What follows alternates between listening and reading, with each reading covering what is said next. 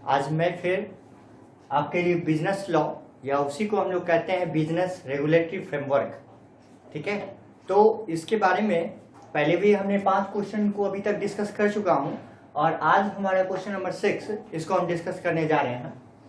और ये डिस्कस करने से पहले हम बता दें कि जो बच्चे हमारे इस चैनल को सब्सक्राइब नहीं किए हैं वो सब्सक्राइब कर लें, ताकि जैसे ही हम कोई वीडियो डालते हैं तो आप तक उसका नोटिफिकेशन मिल जाएगा, ठीक है। और अगर वीडियो अच्छा लगता है तो अपने फ्रेंड लोगों के बीच भी शेयर करें और किसी भी प्रकार का कोई प्रॉब्लम हो तो वो कमेंट बॉक्स के द्वारा मुझे बताएं, ताकि उसको हम प्रयास करेंगे कि उस प्रॉब्लम को दूर कर सकें। तो चलिए नेक्स्ट क्वेश्चन की तरफ हम चलते हैं।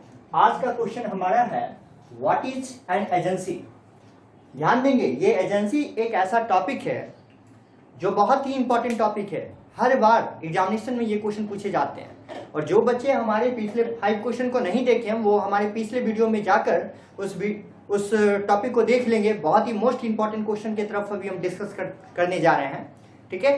तो चलिए, what is an agency, explain the rights and duties of an agent. कहता है कि एजेंसी क्या होता है, इसके राइट्स और ड्यूटीज को बताएं। हिंदी में एजेंसी को एजेंसी ही कहते हैं। तो कहता है एजेंसी क्या होता है और अपने प्रधान के प्रति एजेंट का कौन सा अधिकार और कौन सा कर्तव्य है उसको बताना है। तो सबसे पहले जान लेते हैं कि एजेंसी क्या होता है।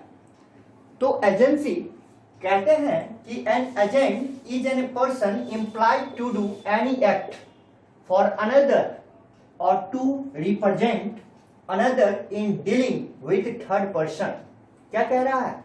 सेक्शन 182 के अकॉर्डिंग बिजनेस लॉ में आप बिना सेक्शन बिना एक्ट के द्वारा आप किसी भी क्वेश्चन को नहीं बताएंगे, क्योंकि बिजनेस लॉ में अगर आप एक्ट सेक्शन का यूज नहीं करते हैं तो मार्क्स कहीं ना कहीं आपका पूरी तरह से काटी जाएगी, क्योंकि इसमें सेक्शन का बहुत बड़ा मोल होता है। तो सेक्शन का आपको यूज करना है। मैक्सिमम सेक्शन आपको याद नहीं रखना है, लेकिन जिस क्वेश्चन को डिस्कस हम करने जा रहे हैं उन सभी क्वेश्चन के जो बेसिक जो हैं उनको आप याद रख सकते हैं। तो चलिए, तो सेक्शन 182 के अकॉर्डिंग बताया जाता है कि एजेंट, हिंदी में भी एक बार पढ़ लेते हैं, एक एजेंट अथवा अभिकर्ता वह व्यक्ति है जो किसी दूसरे की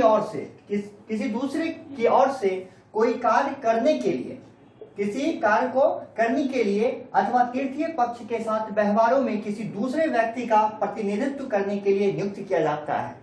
अब कहेंगे सर हम समझे कहाँ कुछ, तो चलिए हम समझाते हैं, आप समझिए। सबसे पहले बहुत सिंपल है, एजेंसी क्या होता है?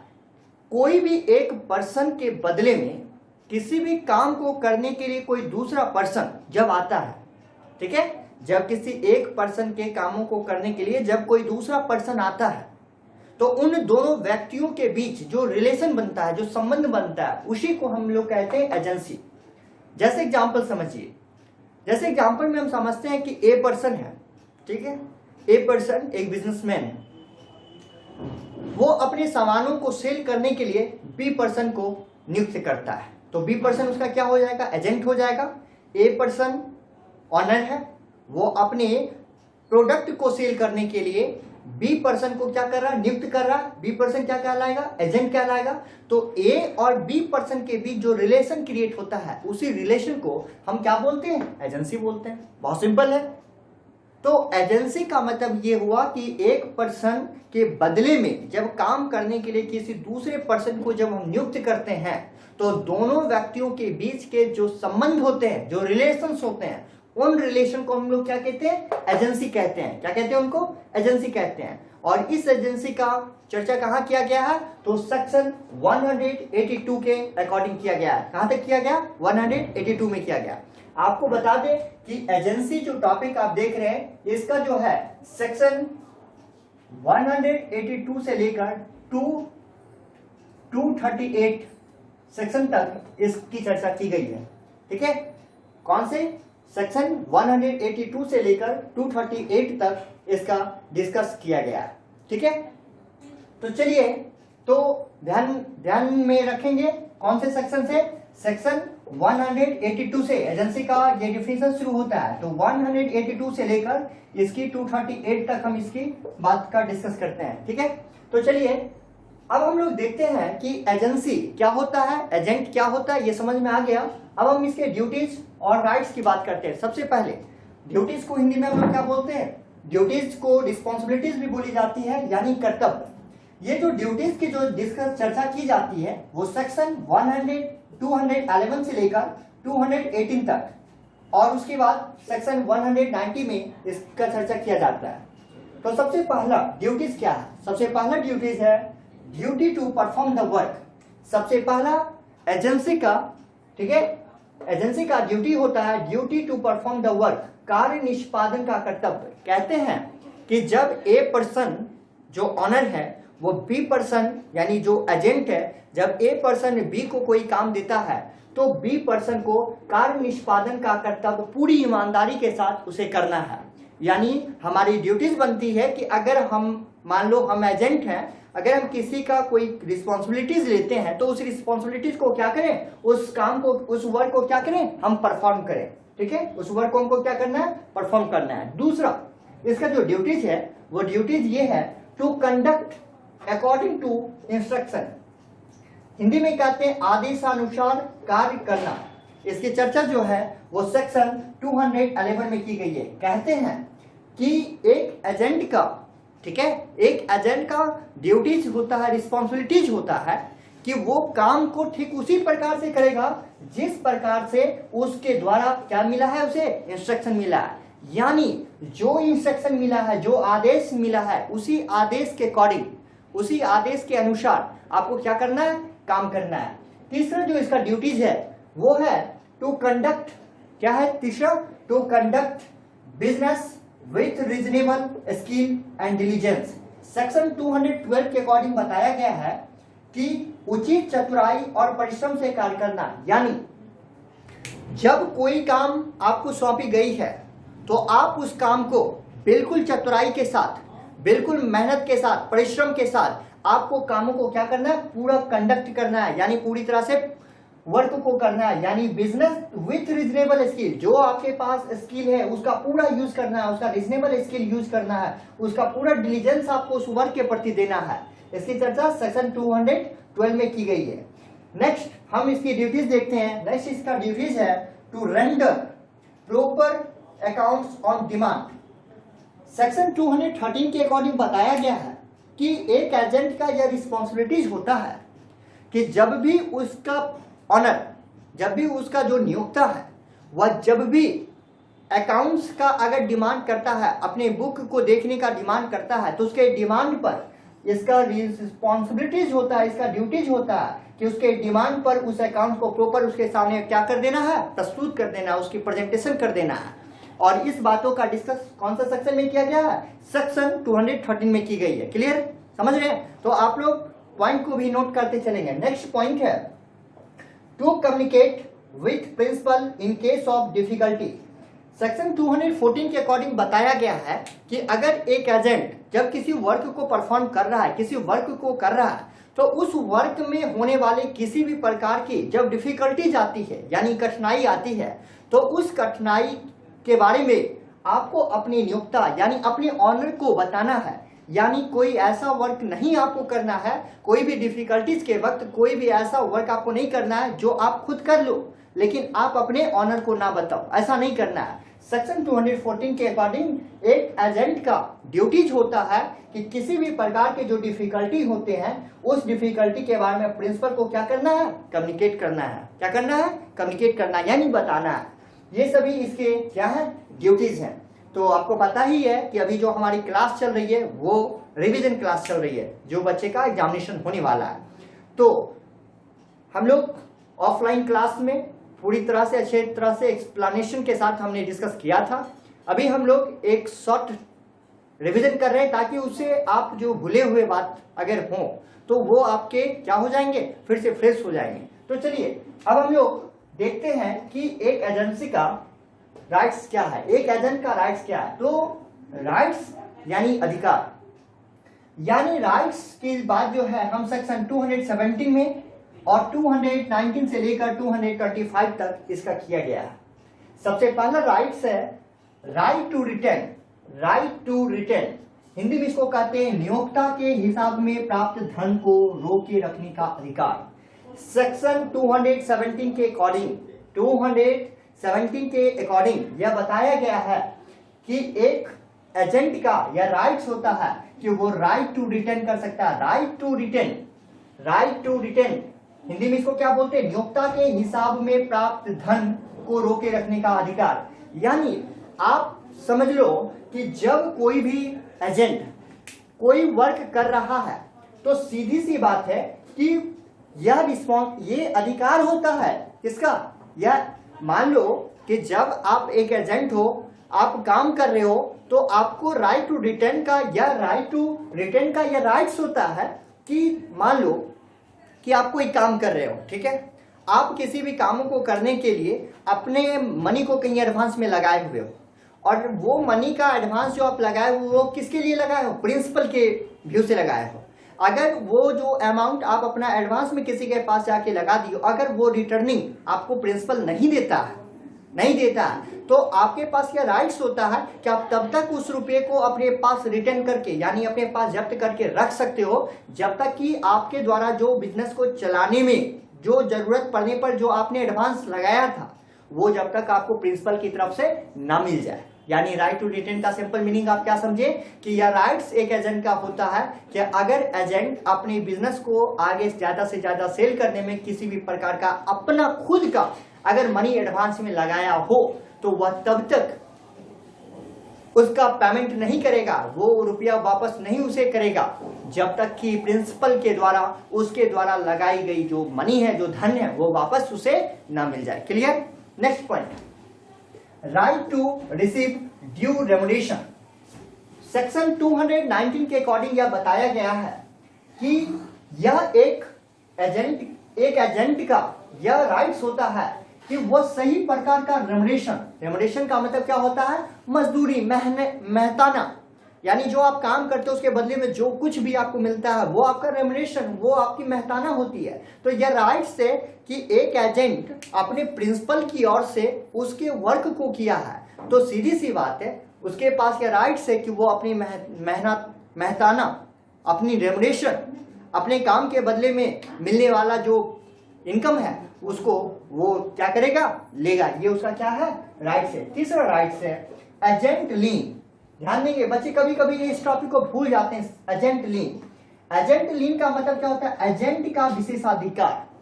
सेक्शन 221 के अकॉर्डिंग बताया गया है कि सेक्शन 221 के अकॉर्डिंग बताया गया है कि अगर एक एजेंसी के अंतर्गत एक एजेंट अगर अपने प्रिंसिपल के लिए वर्क कर रहा है, किसके लिए वर्क कर रहा है? अपने प्रिंसिपल के लिए वर्क कर रहा है, और अगर मान लेते हैं कि वो प्रिंसिपल के द्वारा एजेंट को समय पर या रेमुनेशन ना मिला हुआ हो तो ये उसका राइट्स होता है कि वो क्या करेगा? वो एजेंट लीन कर सकता है। एजेंट का यह विशेषाधिकार होता है कि वो अपने रेमुनेशन को लेने का अधिकार उसके ऊपर क्या कर सकता है?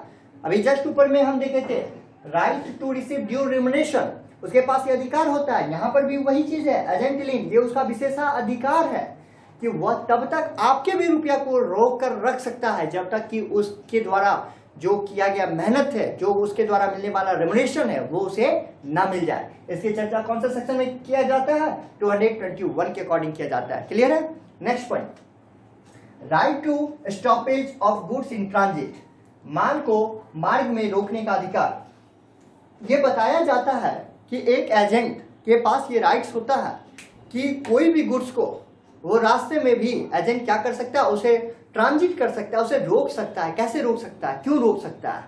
सीधी सी बात है, ये मान लो कि अगर एक एजेंसी के अंतर्गत एक एजेंट प्रिंसिपल की ओर से, किसकी ओर से? प्रिंसिपल की ओर से किसी भी बिजनेस को चलाने में मान लो खुद के अमाउंट लगाकर वो गुड्स को खरीदा हो, स्वयं का रुपया, एजेंट खुद का रुपया लगाकर बिजनेस में किसी भी प्रकार का कोई गुड्स खरीदा हो और उसके बदले में उसे उसका मनी वापस ना मिला हुआ हो, तो सीधी सी बात है वो अपने मनी को वापस जब तक ना मिले तब तक कि उसके पास ये राइट्स होता है कि वो किसी भी गुड्स को ट्रांजिट कर सकता है, मार्ग में ही रोक सकता है, उसे रास्ते में रोक कर रख सकता है।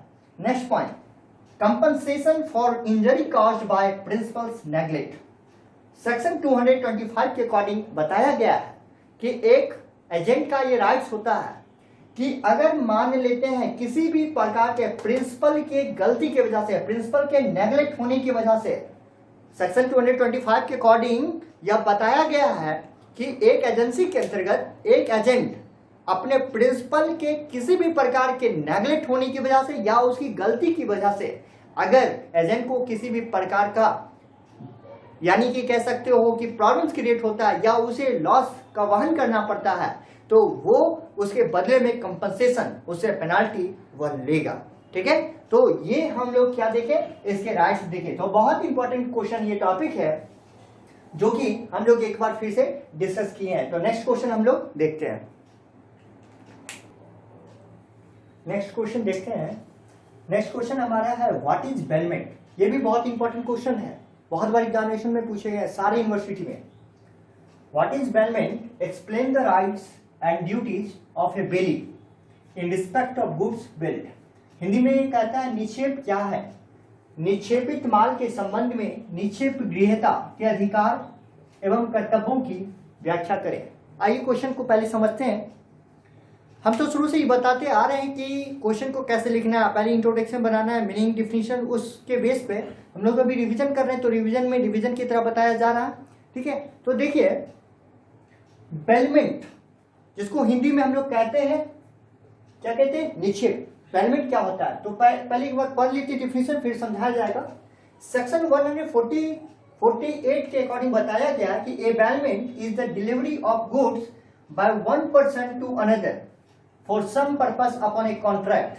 They shall, when the purpose is accomplished, be returned or otherwise disposed of accounting to the direction of the person delivering them. यदि एक व्यक्ति किसी दूसरे व्यक्ति को किसी विशिष्ट उद्देश्य से इस अनुबंध पर माल सपुर्द करता है कि उद्देश्य के पूरा हो जाने पर माल वापस कर दिया जाएगा अथवा उसके आदेशानुसार व्यवस्था कर दी जाएगी, तो ऐसे अनुबंध को निक्षेप अनुबंध कहते हैं। आइए समझते हैं इसको। हमारे डेली लाइफ में आप देखते हैं कि एक पर्सन दूसरे पर्सन से सामानों का लेन देन हमेशा करता रहता है। हम लोग भी करते हैं, आप भी करते हैं, सारे लोग करते हैं। तो जब कोई भी एक पर्सन किसी दूसरे पर्सन को किसी विशिष्ट उद्देश्य से, किसी खास ऑब्जेक्ट से जब कोई सामान लेता है या आप सामान देते हैं, ठीक है, और एक निश्चित समय के बाद उसे वह सामान वापस कर देते हैं या उसके मांगने पर वह सामान की व्यवस्था कर देते हैं, तो इस प्रकार के जो कॉन्ट्रैक्ट बनते हैं उसी कॉन्ट्रैक्ट को बेलमेंट कॉन्ट्रैक्ट हम लोग बोलते हैं। जैसे कि आप देखते हो कि अगर मान लो न्यूज़पेपर आपके पास आया, जिसको हम लोग पेपर अखबार कहते हैं, वो आपका पड़ोसी लेकर गया कि पेपर दीजिए, हम 1 घंटा में दे देते हैं। देखते हो अगर किसी के यहाँ कोई फंक्शन है, तुम्हारे घर से कोई बर्तन, अगर बड़ा बर्तन आपके पास है तो बड़ा बर्तन आपसे कोई ले लेता है। अगर मान लो किसी पड़ोसी के यहाँ आयरन खराब हो गया, आपसे आयरन ले लेते हैं। मान लो किसी का गाड़ी पंक्चर, साइकिल पंक्चर हो गया, वो आपसे यूज करने के लिए किसी खास उद्देश्य के लिए वो आपसे साइकिल गाड़ी ले लेता है। तो यहाँ पर आप देख रहे हो कि ये डेली लाइफ में जो हम लोग यूज करते हैं, या मान लो एक आपके पास काव है या डॉग है, आप कहीं 1 सप्ताह के लिए जा रहे हो फंक्शन में, तो आप उसको लेकर तो नहीं जाओगे, तो क्या करोगे, उसको अपने पड़ोसी के यहाँ पे अपने डॉगी को रख देते हो। रैबिट है उसको रख देते हो, पैरोट है उसको रख देते हो। तो ऐसा हम लोग हमेशा करते हैं। तो कहते हैं कि जब एक पर्सन किसी दूसरे पर्सन को किसी खास उद्देश्य से जब कोई सामान देता है या सामान लेता है, ठीक है, सामान आप उसके यहाँ रख के जाओ या सामान कोई आपसे ले, तो जब उस सामान को आप जिस उद्देश्य से दिए हो, जैसे मान लो किसी के यहाँ शादी है, आप किसी खास उद्देश्य से उसको बर्तन दिए हो, ठीक है, तो उसका खास उद्देश्य विवाह, मैरिज के पर्पज से वो आपसे क्या लेकर आया, बर्तन लेकर गया है। तो एक खास उद्देश्य के पूरा होने के बाद, यानी शादी के होने के बाद, वो बर्तन वापस उसे खुद क्या कर देना चाहिए, पूरा कर देना चाहिए। या मान लो कि उसके यहाँ शादी जिस दिन था उसी दिन हमको भी बर्तन का जरूरत पड़ गया, तो हम तो अपना बर्तन होते हुए किसी और से नहीं मांगेंगे, तो हम उसी को कहेंगे कि हमें बर्तन की कुछ व्यवस्था क्या कर दो, तो उसे व्यवस्था उसको करना होता है। तो इस प्रकार दोनों पर्सन के बीच जो कॉन्ट्रैक्ट बनता है उसी कॉन्ट्रैक्ट को हम लोग बेलमेंट कॉन्ट्रैक्ट या इसी को हिंदी में कहते हैं निक्षेप, क्या कहते हैं इसको, निक्षेप अनुबंध कहते हैं। तो चलिए, तो बेलमेंट की जो चर्चा की गई है वो सेक्शन 148 के अकॉर्डिंग किया गया है। बेलमेंट को हम लोग सेक्शन 148 से लेकर 181 के सेक्शन के बीच इसकी स्टडी करते हैं। तो अब क्वेश्चन कह रहा है कि बेलमेंट क्या होता है, समझ गए हम लोग। अब हम लोगों को पूछा जा रहा है कि आपको पता है कि बेलमेंट में जो होता है, बेलमेंट में दो पर्सन होता है, एक होता है बेलर और एक होता है बेली, यानी एक निक्षेप और एक निक्षेप ग्रहीता। तो देखो, एक तो पर्सन हुआ जो सामान ले रहा है और एक पर्सन हुआ जो सामान दे रहा है, ठीक है। तो यहां पर एक सामान को देने वाला, यहां एक सामान को लेने वाला है, एक बेलर और एक बेली। तो यहां पर राइट्स और ड्यूटीज किसका पूछा जा रहा है, बेली का पूछा जा रहा है। हो सकता है किसी क्वेश्चन में बेलर का भी पूछ ले, तो हम लोगों को देखना होगा।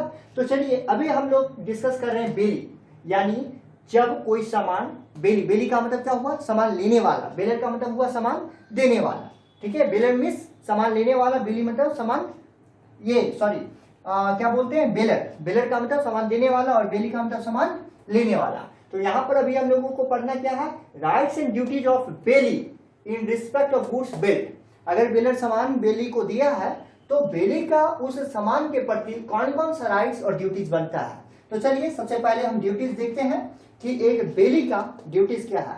आप उसको ड्यूटीज बोलो, जिसको हिंदी में कर्तव्य कहते हैं, रिस्पॉन्सिबिलिटीज बोलो या लायबिलिटीज बोलो, तीनों का मीनिंग सेम होता है, तीनों में कुछ भी आपको वहां लिख सकता है।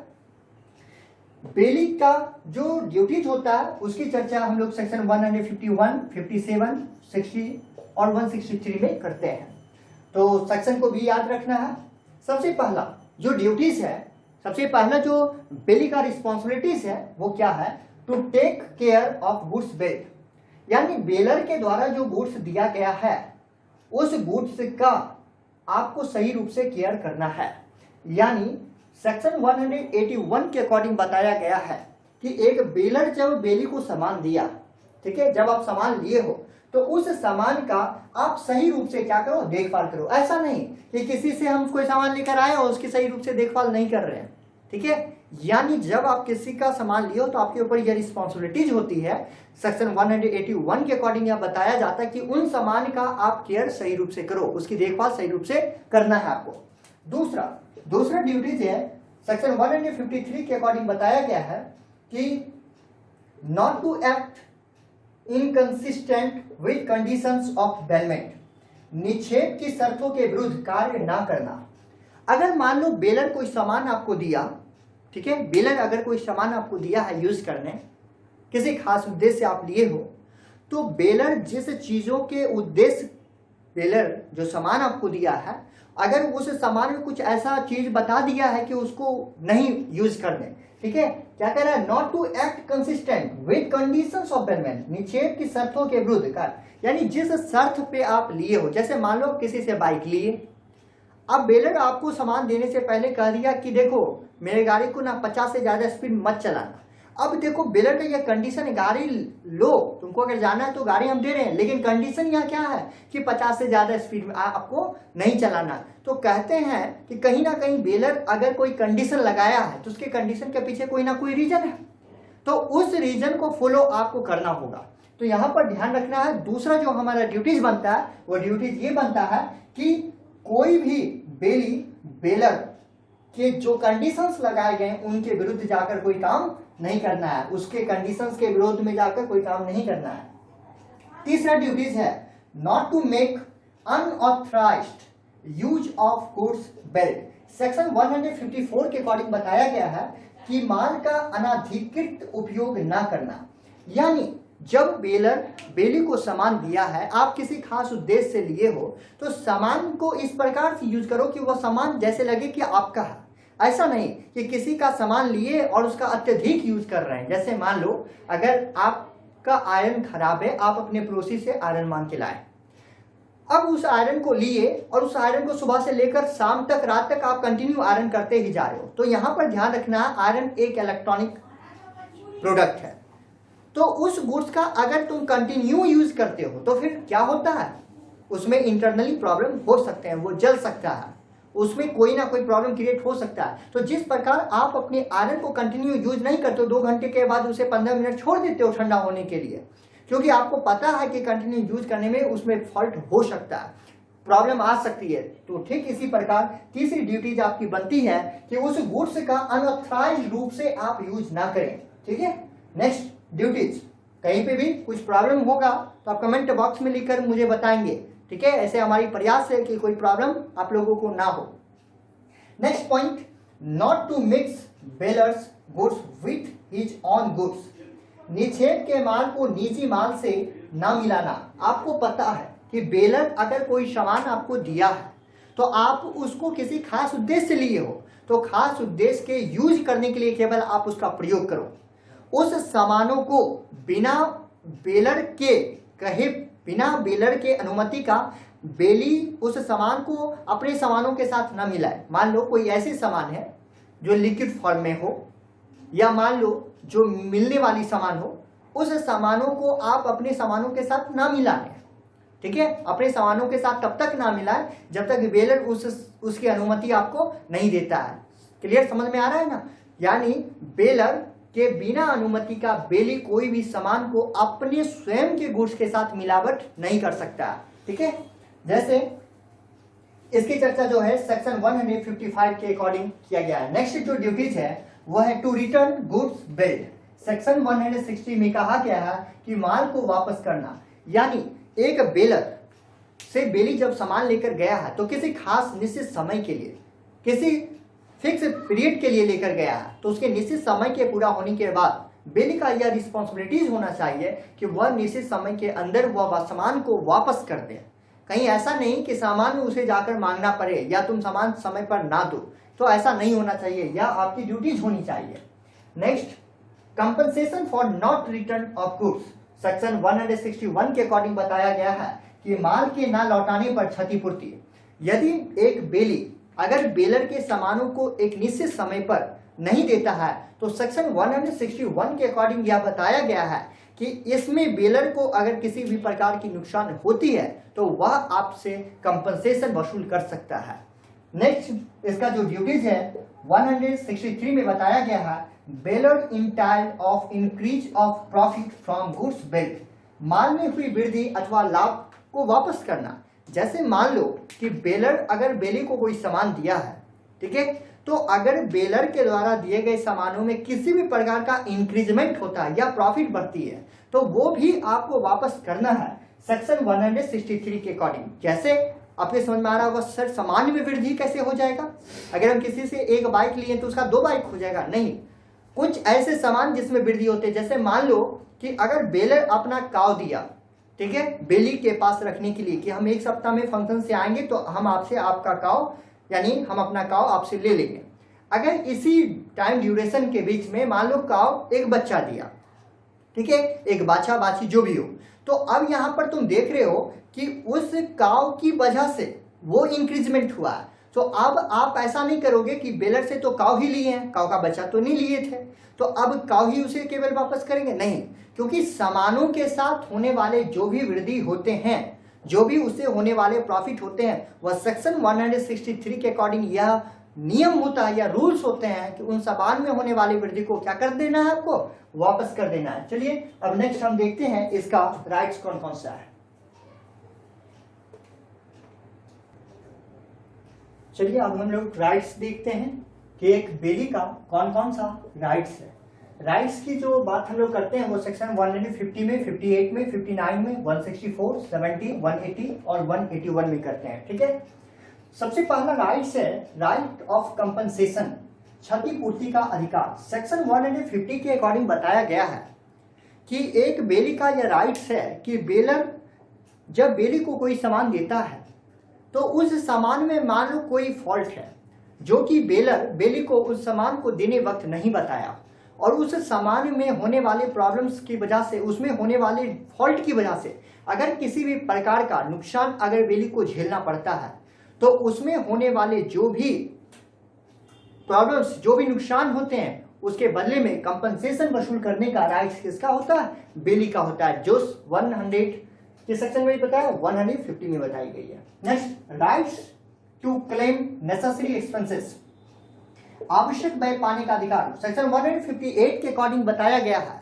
कि एक बेली का राइट्स है कि वे बेलर के द्वारा रखे गए सामान, अगर बेलर कोई सामान रखकर गया है, आप किसी के पास अगर कोई सामान रखकर गए हो, तो उस सामान को रखने में जो भी आपका नेसेसरी एक्सपेंसेस हुआ है, वो नेसेसरी एक्सपेंस पाने का वो अधिकार होता है। जैसे अगर मान लो तुम अपना एक रैबिट रख कर जाते हो, डॉग रख कर जाते हो, एक काव रख कर जाते हो, तो वो एक सप्ताह अगर रख रहा है तो उसको खाने पिलाने में उसे खर्च बेली को लगा है, तो उसके बदले में वो नेसेसरी एक्सपेंस लेने का अधिकार रखता है। तीसरा, right of compensation against premature termination of bailment, निक्षेप के पूर्व खंडन पर क्षतिपूर्ति कराने का अधिकार। यानी इसका मतलब ये हुआ कि यह प्रीमेच्योर, यानी कोई भी बेलमेंट अगर मान लो कि किसी निक्षेप के पूर्व खंडन पर, जैसे कि मान लो कि जो आप जितने दिन के लिए बेलर के पास कोई सामान रखे, ठीक है,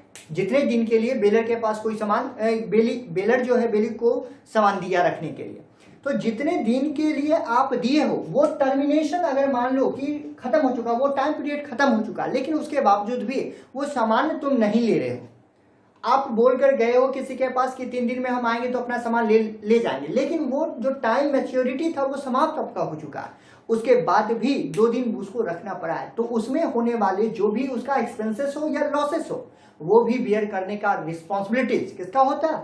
वो रिस्पॉन्सिबिलिटीज जो होता है वो, यानी कि बेली का ये राइट्स होता है कि बेलर से वो उसके बदले में क्या करेगा? कंपनसेशन वसूल करेगा। ठीक है, नेक्स्ट है राइट ऑफ लीन, सेक्शन 170 में। अभी हम पिछले ही क्वेश्चन में राइट ऑफ लीन यानी माल पर विशेषाधिकार की बात अभी हम की है, यानी इसका मतलब ये हुआ कि राइट ऑफ लीन सेक्शन 170 कहता है कि अगर किसी भी कारणवश अगर बेलर के पास बेली को जो सामान रखने के लिए दिया था, अगर वो बेली सामान रखने में होने वाले जो भी उसका एक्सपेंसेस, नेसेसरी एक्सपेंसेस, जो ऑर्डिनरी एक्सपेंसेस है, जो भी एक्स्ट्रा ऑर्डिनरी एक्सपेंसेस है, अगर वो किसी कारणवश भी अगर पे नहीं करता है तो उसका राइट्स होता है कि वो तब तक आपके सामानों को, आप जो सामान दिए हो रखने के लिए, वो सामान को अपने पास वो रोक कर रख सकता है तब तक जब तक कि उसका तुम पेमेंट ना कर दो। तो सेक्शन 170 में ये बताया गया। नेक्स्ट जो राइट्स है वो है right to file suit against third person. Section 180 में बताया गया है कि अगर मान लो बेलर के द्वारा जो सामान बेली के पास रखा गया है, तो एक पर्सन तो बेलर और दूसरा बेली, लेकिन अगर इसके अलावे कोई थर्ड पर्सन, अगर मान लो किसी भी प्रकार से गुड्स को बर्बाद करने की कोशिश कर रहा है, गुड्स में प्रॉब्लम क्रिएट करने का कोशिश कर रहा है, तो यहाँ पर यह बेली का राइट्स है कि उस थर्ड पर्सन के प्रति, जो हमारा थर्ड पर्सन है, ठीक है, जो तीसरा हमारा पक्षकार है, उसके विरुद्ध हम क्या करेंगे? केस फाइल कर देंगे। ठीक है, क्या कर देंगे? केस फाइल कर देंगे। इसका बात हम लोग किस सेक्शन में करते हैं? 180 में करते हैं। तो आज जो हम लोग देखे हैं, आज हम लोग 2 क्वेश्चन देखे। फर्स्ट क्वेश्चन वो था और सेकंड क्वेश्चन बेलमेंट, दोनों ही बहुत इंपॉर्टेंट क्वेश्चन है। तो हम सारे बच्चे को यही कहेंगे कि ये आपके एग्जामिनेशन के पॉइंट ऑफ व्यू से बहुत इंपॉर्टेंट क्वेश्चन है। आप इसको कंटिन्यू बार बार देखें ताकि वो आप भूलेंगे नहीं, और किसी भी प्रकार की कोई प्रॉब्लम्स हो तो वो आप कमेंट बॉक्स के द्वारा मुझे बताएं। और अगर ये वीडियो अच्छा लगा हो तो ज़्यादा से ज़्यादा अपने फ्रेंड लोगों के भी शेयर करवाएं और ज़्यादा से ज़्यादा सब्सक्राइब करवाएं। ओके।